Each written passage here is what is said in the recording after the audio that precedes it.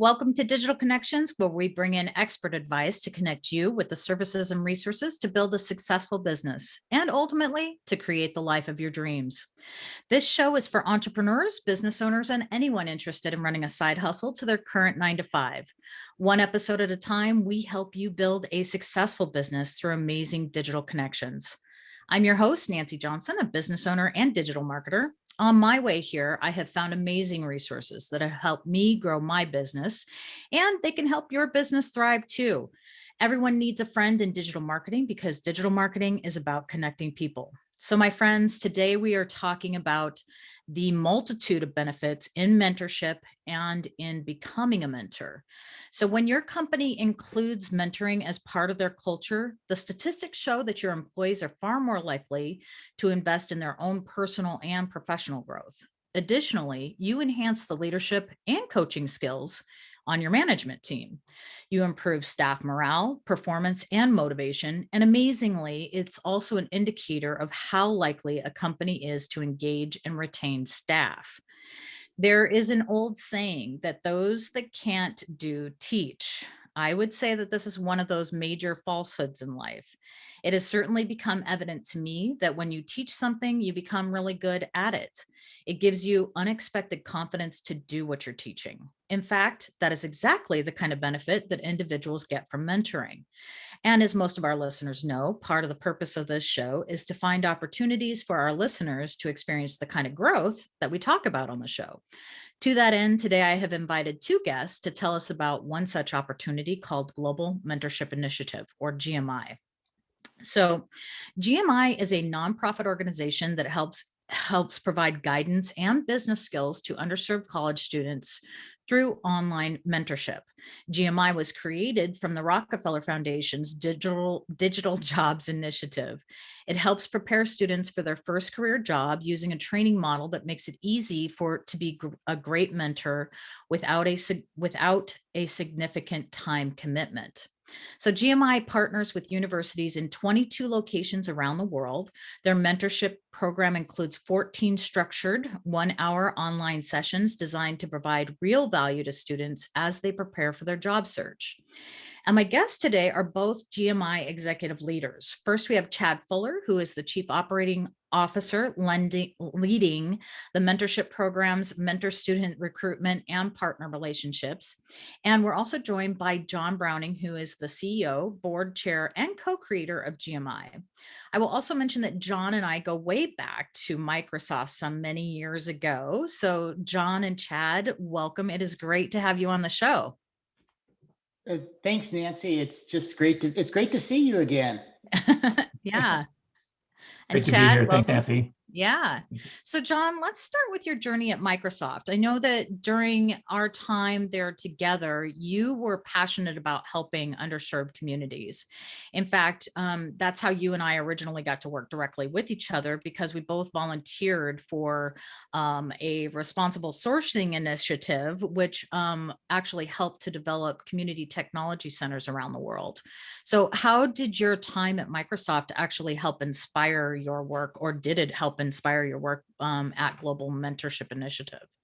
Yeah, so the community technology centers was probably something that spurred me on to other things. And I remember in that program, we reached thousands of people with providing them with computer skills, digital technology skills to enable them to get jobs in a lot of different places in the country. So that was probably the first taste of this that I had. But my work at Microsoft goes all the way back to 1990. And my first job there out of college was installing telephones, of all things, for product support. And so, and at the time, there was just 5,000 people, I think, in the whole company. So it's changed quite a bit since then. But I'll tell you how GMI got started. You'd mentioned the work with the Rockefeller Foundation, and just by pure luck, I was introduced to somebody at Rockefeller in 2013 when we were working together, and they had just started up the Digital Jobs Initiative, starting with 6 nations in Africa, and that program spawned the impact sourcing trends that we see now in a lot of industries. And we started in these countries in Africa to create job opportunities for young people, mostly young college graduates, and to encourage companies to bring jobs to higher unemployment places. And it expanded eventually outside of Africa and is now all over the world. In fact, there's quite a bit of impact sourcing that goes on in the United States right now with some very large companies. But how GMI got started, well, long story short, on the Digital Jobs Initiative, I ended up leaving Microsoft, as you know, in 2014, and then went to work full-time partnering with the Rockefeller Foundation on their initiative, all the way up until it concluded in 2018. But GMI got started because, and I remember the day in 2017, we were working with job recruiters in South Africa, and they said, it's great that you're helping companies to create these jobs for young people. But unfortunately, they said, you should know that the targeted students you hope to be getting these jobs are not always the ones that actually get the jobs. Mm. And then when we dug into this a little bit, we found that this is because many of them haven't had the same opportunities as more privileged students. For example, just having a computer at home with internet access, or having a parent that worked in a corporate world job that sometimes can lead to connections or extra support for landing a job. And so as a result, as we were creating some jobs in these areas, they weren't always going to these students that we wanted most to benefit from them. And a lot of times it was because of soft skills and the inability to compete at that level. So we launched Global Mentorship Initiative, and so far the results have just been fantastic. We're a nonprofit 501c3 company with a very structured, scalable mentorship program, and it's just kind of taken off from there. Very cool. Very cool. So I'm curious now, did both of you had mentors in the past I know Chad, you're HP, and John, you're Microsoft, correct? Yes, absolutely. So I'll jump in, John. So I spent 32 years at HP, and it was an absolute fabulous career. I look back, and it was by chance that I was able to get into that company. Going to school at Boise State University, I found a little flyer on a bulletin board, didn't even know what an HP was at that point. But long story short, as I went out there and applied for an internship and landed it, and then ended up getting hired full-time right before I graduated. And throughout my entire career, I gotta tell you, I had numerous mentors, about 2 or 3 that were very formal leadership type programs. But my most impactful mentors came from those informal relationships that I had. And I can remember one specifically with the vice president of our global customer support organization.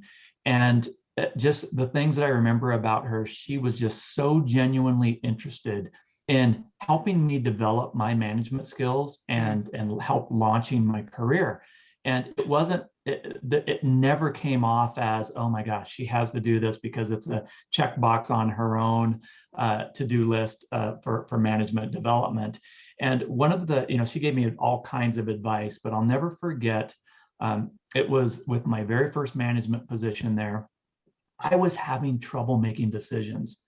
And specifically some forecasting decision. I was so afraid I was going to do something that was wrong, and then the whole company was going to pay this huge price for my mistakes.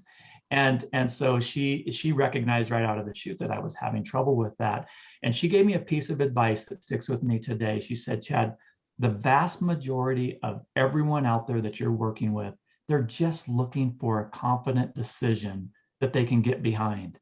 And so if you make that decision, whether it's good, bad, or indifferent, if you can stand up and make it with confidence, 95% of the team's going to rally behind you, and you can adjust as you need by that. But people are just looking for a leader.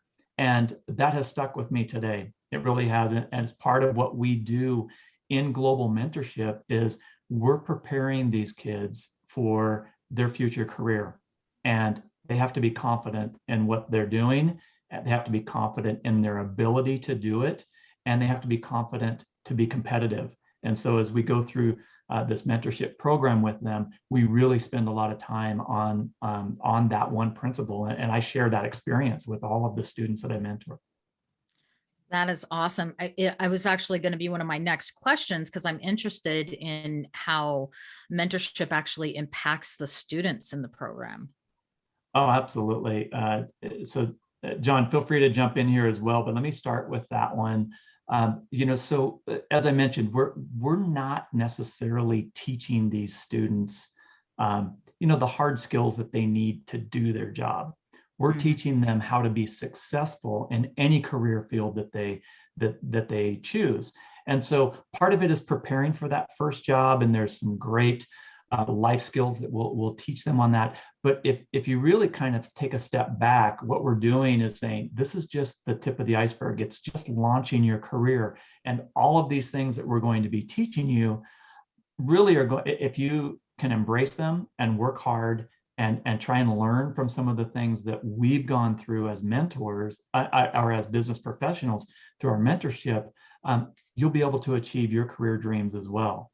So, our mentors are showing them how to show confidence in their abilities, right? And it's not all the time, just like myself, when I was starting out, I didn't have full confidence in what I could do, but I learned the art of showing confidence, and then gaining that with the people that were surrounded by me. And so some of the key content things that we will teach them that will be really impactful is we talk to them about how important a professional business network is, right? You talked about, the job market right now is really tough.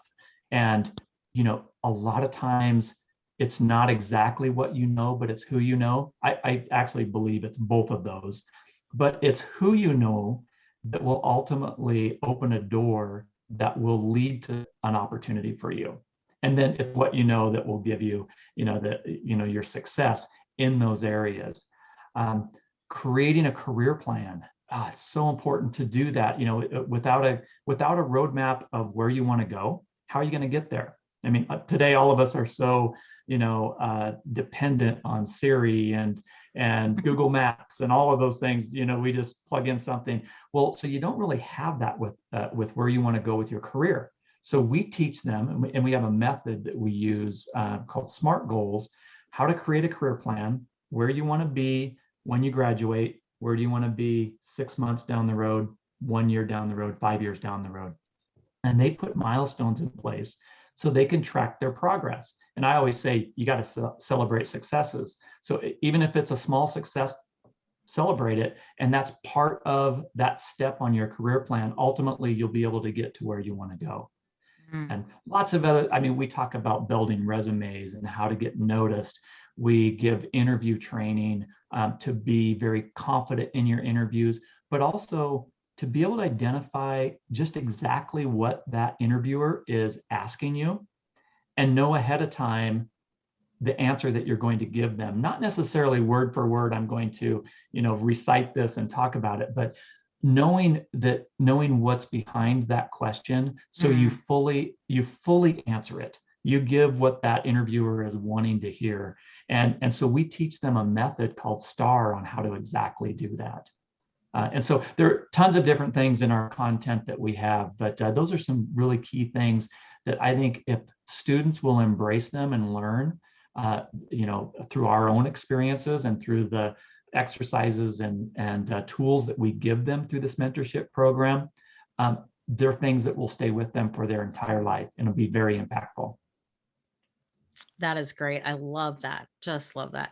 So, one of the things I've noticed is that this initiative is actually taken off really quickly, or at least it seems like it to me. So, John, do you have why is this? What's going on? I think it surprised even us how fast. But we, in the last year alone, we have over 1,400 people that have joined the program. So Wow. about an equal number of mentors and students. And we're only limited right now by getting enough students, and we're signing an additional college about once a month right now. Because mentors just seem to want to jump into this program, and companies, and so I think there's a couple of things that might separate this from a less structured mentorship program. And when we started off, we wanted it to be different. We wanted to focus very specifically on one huge gap when it comes to employing youth around the world. And that is working with underserved students who may not get the same opportunities as the other more traditional students. We try to make it's a very structured program in that as a mentor, you always know what you're supposed to be doing and how you're going to do it. And it's not a long-term commitment. I think that's one of the things that's really made it appealing to people that want to be mentors is they know that it's 14 one-hour sessions, usually once a week. And then finally, the student materials. Students are going to school, they're taking on a mentorship, they might have a part-time job to help make ends meet. And so we wanted, we don't want to waste the time of the mentor or the student. So we have very summarized materials. This is exactly what you need to take out of today's session. Each session has this, and it's very focused on actions that the student takes to achieve these results. And so I think that's part of the things that makes it much more scalable maybe than the average mentorship. I think John sometimes understates that a little bit. I came on board after some of that curriculum was already created. And I can't tell you how many times mentors are nervous about the program. We convince them they can do it. And then we read the post-mentorship surveys that say, I can't believe how easy this was. Everything was laid out with this great outline. Even emails that you need to send to your student are already pre-written for you. So you cut and paste and send them.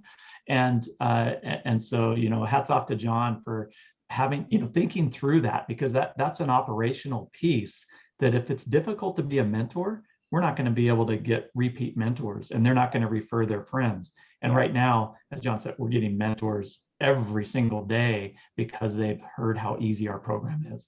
Well, the other thing is about 75% of the mentors that have a mentorship sign up immediately to take on another one after the first. So that's a good sign too. That's a very good sign. But I will say, I in mentoring myself previously, I've gotten heart palpitations trying to come up with what am I going to help this person with, So I think that's wonderful to have that for them. It's just great.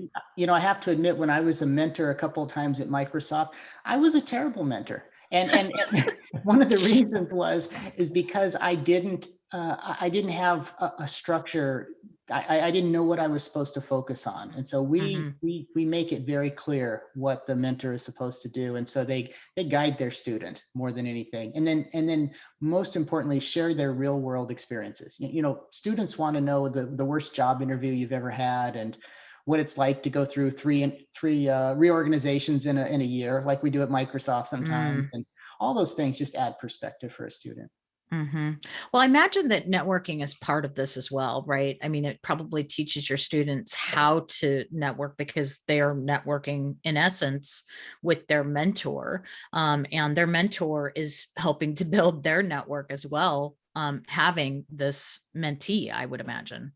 Yes. Yeah. And this is actually one of the most important lessons of the whole mentorship. And so I'm glad you asked that question that way.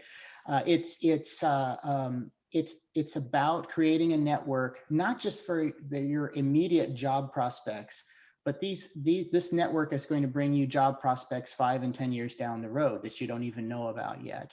And so we do focus quite a bit on creating the right LinkedIn profiles, as Chad said, using the right keywords and skill sets to be found by recruiters, but then targeting business connections at companies where you want to work and making those connections. And we give our students, we actually give them 10 different templates for making a connection on LinkedIn, depending on how they may or may not know somebody, how they might have somebody in common.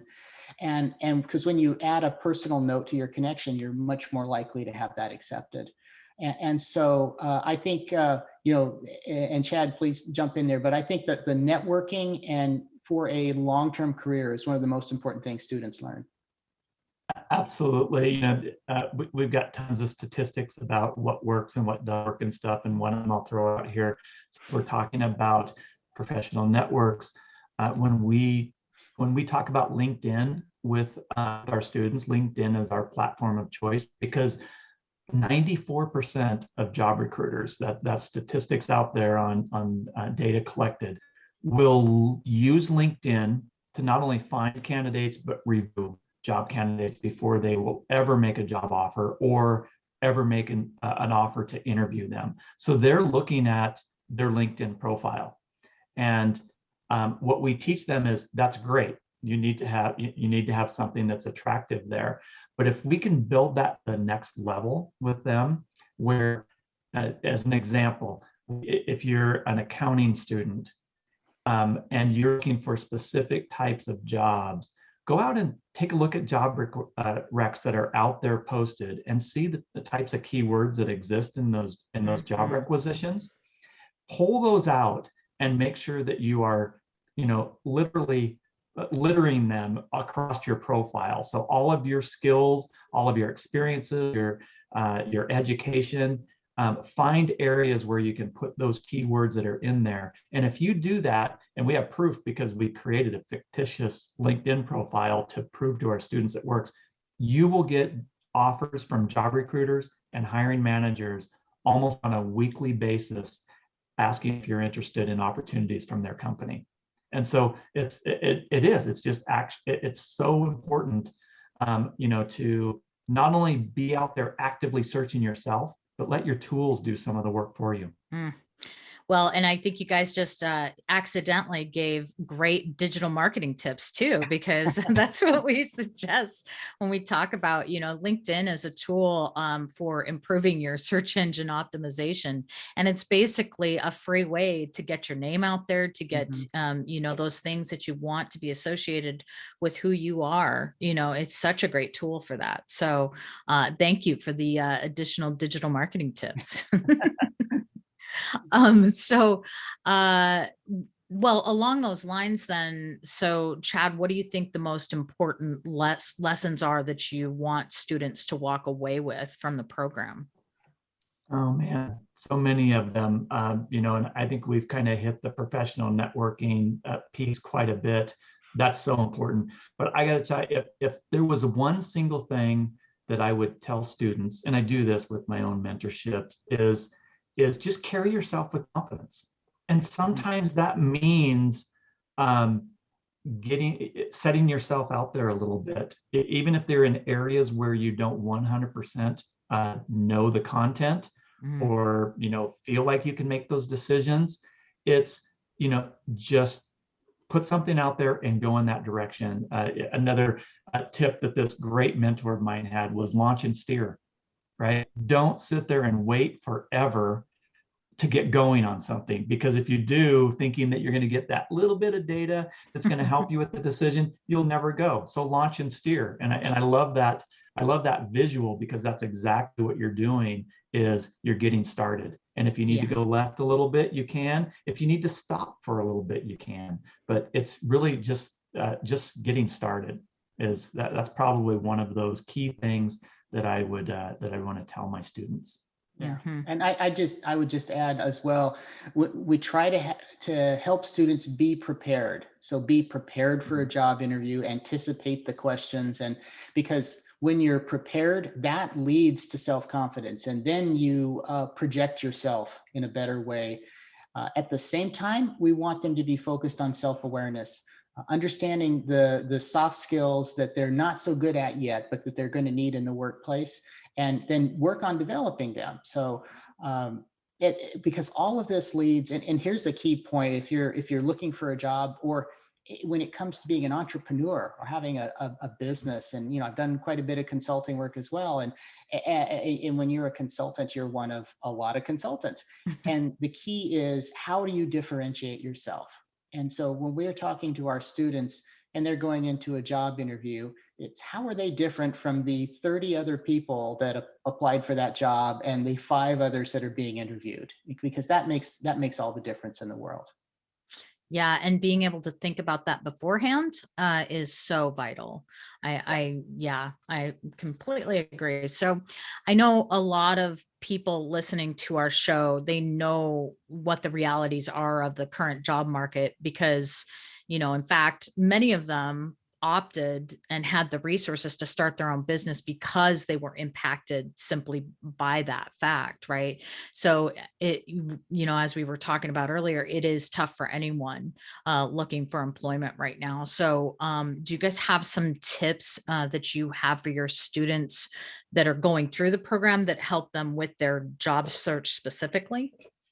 Yeah, absolutely. Let me take that one. So I would I would tell them that make sure the tools that we are sharing with you, the sources that you have available, and all those connections that you're making, that make sure they're working for you all the time, right? So that's a great way to take your own personal time and exponentially increase it, right? If you have connections out there looking for you and your profile is so awesome that you do get these opportunities that come in. And so with that engine going for you, the very next thing you need to understand is when you do get an opportunity to interview for a position, you need to be you need to treat that position like it's the most important position in the world. It's just like my wife used to wait tables and stuff, and she said that she would have 15 customers at a time or different tables at a time, and she said every time I stopped at a table, I made them feel like they were the most important table in the restaurant. You absolutely have to do that. And so how this relates to interviewing is you take this wonderful generic resume that you've created about yourself, you completely tailor it to the job that you're applying for. You do a little research on that company. You might even do some name dropping if you have some connections that work there. But you have to be very specific and deliberate about that particular job. And if you don't think you can give it your 100% through the interview, don't interview for it. Either wait till you're ready, or maybe that's not the job that you really, really want if you're not ready for it. So you might have to do that 20 times, but you'll have 20 most important job interviews that you go after. And I'll guarantee you, if you start getting those types of numbers, you're going to be able to choose between multiple job offers when it gets to that point. Yeah. So do you guys, I guess part of this is probably helping them figure out what it is that they're looking for as well. Is that right? Part of the career planning portion, yes. So it's one thing to put a career plan in place and kind of say, I'd love to be a software programmer. Here are the steps that you take to become a software engineer. And then a piece of that might be, but I only want to work for Microsoft because I heard John Browning works there, and that's an awesome place if he was there, right? But so we teach them, and we actually, in part of our LinkedIn modules that we have out there, is we teach them how to very specifically search for jobs that they are interested in and at the same time they're qualified to do. And so there are tools and practices, and part of our success measures for the program are that we want to have all of our students should have job interviews lined up by the time they go through our full 14-week program and stuff. So teaching them how to do that, and we have worksheets for them to track all the jobs that they interview for, with reminders to follow up if they haven't heard from someone, and to always write down some key fact that they have about their recruiter or manager that they're interviewing with. So it all kind of goes back to personalizing your interview. And do you ever find that like some of your mentors, do they end up hiring the mentees into their companies? We have lots of opportunities, lots of success stories, exactly like that. Interesting. One right off the top of my head was a student that I actually trained through the orientation. So setting expectations with him. He very specific right out of the gate stated he wanted an HR position at Amazon, nothing else. That was his. At least he knew exactly what he wanted to do. We paired him up with a mentor, not from Amazon, but who had very strong ties with them. And by the time they hit session 7, he had a job offer for an HR position in Amazon. It was an entry-level position, was going to start after he graduated. Wow. And so that's one of like the 700 mentorships that we have going right now. But there are lots of success stories like that. I love that. That is so great. So I know that a lot of our listeners, they're going to love the idea behind GMI. How do they get involved if they want to jump on board with this? Yeah, Nancy, we're just, first of all, I'm just grateful to you for giving us an opportunity here to come on and tell your listeners about this. We would love to have them be mentors. We work with 9 colleges in the United States, 22 locations worldwide. And I'd mentioned before, we do, when we chatted earlier, we do some work with refugees in the refugee camps. And maybe I'll just say a minute about that. We're just so fortunate to be partnering with Southern New Hampshire University in this space.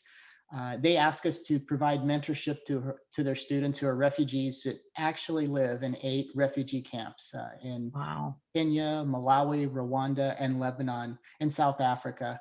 And there's millions of people that have had to flee their homeland just to be safe. And our students, they have all of them have a personal story of difficulty to tell. And I'm reminded, one of our students in Rwanda who lost both of his parents with the violence in the Congo, and so he and his 2 younger siblings are living now in a refugee camp in Rwanda, and they've been there several years. And the Southern New Hampshire is giving him this opportunity for a scholarship.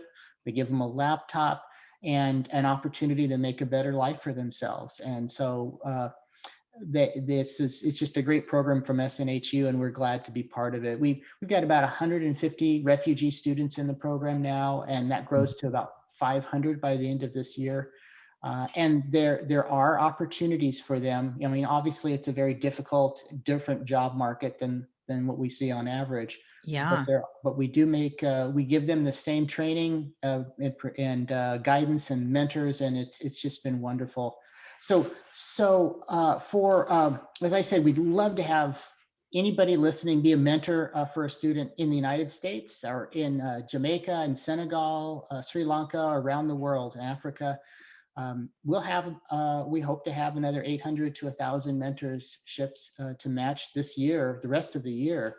And just to reiterate, it's not a forever commitment. It's 14 one-hour sessions once a week by video conference, and it's a way, it's a moment for us to give back a little bit, and we try to make it as easy as possible for you to do that. So actually, your listeners can learn more about the program at globalmentorship.org. So global mentorship, all one word, .org. Or feel free to contact Chad or myself directly on LinkedIn. We're glad to connect with you. Excellent. Well, I'm so glad that you put in that information about the refugees. I mean, that is just an amazing part of the program that you guys obviously help with. But before we take off, do you guys have any final thoughts that you want to leave our listeners with? I'll leave one, and then John, sorry, talking over each other. Kind of to your question about how do they get started. Number one, I'm going to reiterate that it's so easy to be a mentor. There's an application process on globalmentorship.org, a little button in our upper right-hand corner that says be a mentor. It probably takes 3 minutes to fill out the application. We receive that into our system, and there's only a couple of steps that you need to do after that. We like for you to watch an online video of exactly what you'll be getting into, and we share with you the full set of resources to make you be just an absolute professional mentor with the student. Yeah. And then, so we have mentors that from start to finish, when they sign up to be a mentor, we have them matched and working with a student sometimes within 24 hours. So it is very easy to become a mentor, and we're always here to help and assist all along the way. Yeah, I couldn't have said it better. I think that's a good way to end it. All right, great. Well, awesome. And thank you guys so much for joining me. But of course, before we sign off, I want to leave our listeners with our digital marketing tip of the day. So, how is your CRM doing? And I don't mean the physical product like SharpSpring or HubSpot. I mean all that data that you have stored about your audience. When was the last time you organized it? Whatever tool you're using, and hopefully that is not a spreadsheet on your desktop, you have some powerful processes available to help you understand your audience better and to better connect with them. But what's required is your time to segment your audience. When you organize your audience, you ensure that you're sending people the marketing campaigns that are most relevant to them. Improve your overall engagement in what you're sending and segment your audience. It also has the indirect effect of improving your reputation as a valid resource for people. So get on it. Happy segmenting. A huge thanks to my guests today, John Browning and Chad Fuller from the Global Mentorship Initiative. You can find them at globalmentorship.org. Please make sure to follow us, subscribe, and like us wherever you get your podcasts. You can find this episode and previous shows along with contact information for all our guests and for me on our website at digitalconnections.us. Have a great week and tune in next time for another amazing digital connection for your business.